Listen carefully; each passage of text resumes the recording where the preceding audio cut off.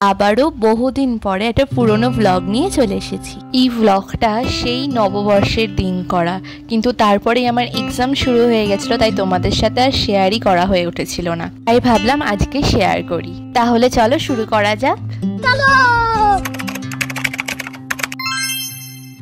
তো hello everyone, আমি রূপরেখা। আমার নতুন একটা ব্লগে সবাইকে অনেক ওয়েলকাম। ব্লগের শুরুতেই তো তোমাদের বললাম এই ব্লগটা নববর্ষের দিন, তাই বছরের প্রথম দিন সকাল সকাল স্নান করে নতুন জামা পরে একটু রেডি হয়ে নিচ্ছি। আর দিনের শুরুটা পুজো ছাড়া তো সত্যি অসম্ভব, তাই বসে পড়েছি পুজো দিতে। আসলে ভিডিওগুলো এডিট করে সবটাই কমপ্লিট, শুধুমাত্র এই ভয়েস ওভার দেওয়া হচ্ছে না বলে তোমাদের সাথে শেয়ারও করতে পারছি না। একটার পর একটা না কিছু লেগেই রয়েছে। মানে ধরো থিওরি এক্সাম শেষ হলো, তারপরে আমার শুরু হলো প্র্যাকটিক্যাল এক্সাম, তারপরেও যে পরীক্ষা হলে একটু ছুটি পাবো সেটাও না, তারপরের দিন থেকে আমাদের কলেজ শুরু হয়ে গেছে। সে যাই হোক, অনেক বাধা বিপত্তি কাটিয়ে অ্যাট লাস্ট ভিডিওটা এডিট করা হচ্ছে। এখানে গল্প করতে করতে আমার পুজো দেওয়াও শেষ, আর দেখো তো কেমন লাগছে।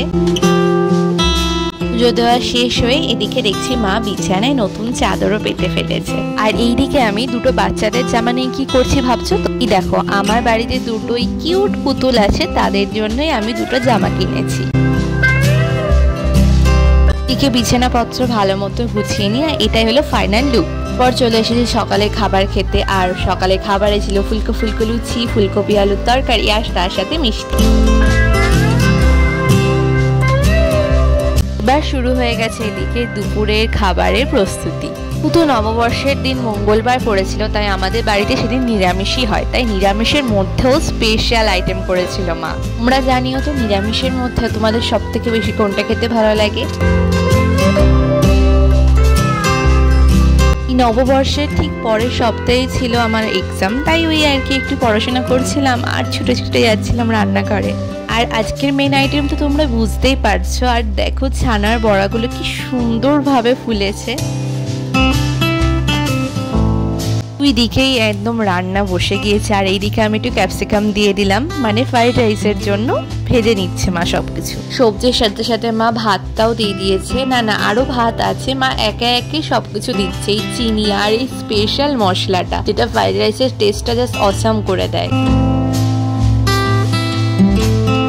আর এইদিকে আমি নতুন বোতলগুলোতে জল ভরে সাজিয়ে গুছিয়ে নিয়ে বসে পড়েছি। আর ছানার বড়াটা হাতে নিতে এত সফট, কি বলবো। যাই হোক, এবার মুখে দিয়ে দিলাম। পুরে খাওয়া দাওয়া শেষ করে নিয়ে একটা স্পেশাল ঘুম দিয়ে নিয়ে আজকে ময়ূরপঙ্খী দেখতে যাব বলে রেডি হয়ে গিয়েছি। আজকে আমি পরেছি হচ্ছে একটা ওয়ান পিস, যেটার মেটেরিয়ালটা সত্যি খুব সুন্দর ছিল। এটা আমি নিয়েছিলাম মিন্ত্রা থেকে। দেখতেই পাচ্ছ আমি, মা আর বাবা বেরিয়ে পড়েছি। অনেকেই হয়তো জানো না যে ময়ূরপঙ্খীটা কি। ময়ূরপঙ্খীটা বলতে পারো একটা প্রসেশন টাইপ। এই ময়ূরপঙ্খী হচ্ছে রানাঘাটের সব থেকে বিখ্যাত একটা বলতে পারো উৎসব। এটা দেখার জন্য রাস্তায় পুরো ভিড় জমে যায়, দেখতেই পাচ্ছ কিরম ভিড়। প্রচুর লাইটিং, মডেল, তারপরে নাচ গান তো সবই আছে। আর সেইটারই কিছু মুহূর্ত তোমাদের সাথেও শেয়ার করলাম। আর শেষটা হয় এই রায় রাজা দিয়ে। প্রত্যেকবার এই ময়ূরপঙ্খী দেখার সময় আমার স্কুলের ফ্রেন্ডের সাথেও দেখা হয়ে যায়। আমরা সবাই মিলে ওখানে ময়ূরপঙ্খী দেখে নিয়ে চলে এসেছি এপিক বাইটে।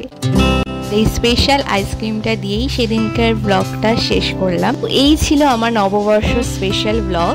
এইভাবে বছরের প্রথম দিনটা কাটালাম। তো জানিও কেমন লাগলো ব্লগটা। এখনকার মতন টাটা।